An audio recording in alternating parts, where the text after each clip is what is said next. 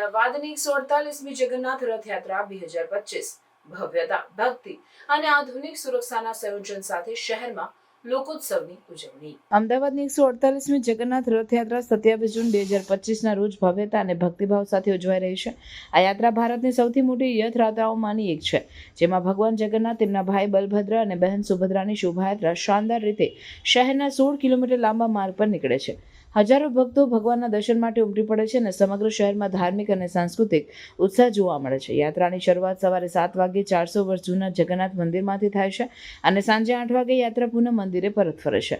યાત્રામાં 18 સજાવટ કરેલા હાથી, 100 થીમ આધારિત ટ્રક, 30 અખાડા અને અનેક ભજન મંડળીઓ ભાગ લેશે.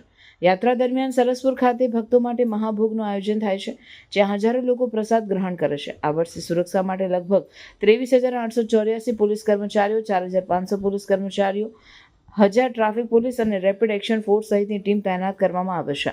પ્રથમ વખત આર્ટિફિશિયલ ઇન્ટેલિજન્સ આધારિત સર્વેલન્સ સિસ્ટમનો ઉપયોગ ભીડ નિયંત્રણ અને આગ જેવી ઘટનાઓ માટે કરવામાં આવી રહ્યો છે.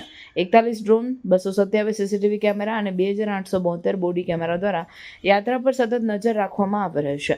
આ યાત્રા માત્ર ધાર્મિક નહીં, પણ ગુજરાતના લોકોત્સવ તરીકે પણ ઓળખાય છે. યાત્રા દરમિયાન વિવિધ સાંસ્કૃતિક કાર્યક્રમો, ભજન, રાસ ગરબા અને લોકકલા પ્રસ્તુતિઓ યોજાય છે. શહેરના વિવિધ વિસ્તારોમાં શાંતિ અને એકતા જળવાઈ રહે તે માટે પોલીસ અને સ્થાનિક સમિતિઓ દ્વારા અનેક બેઠક યોજાઈ છે.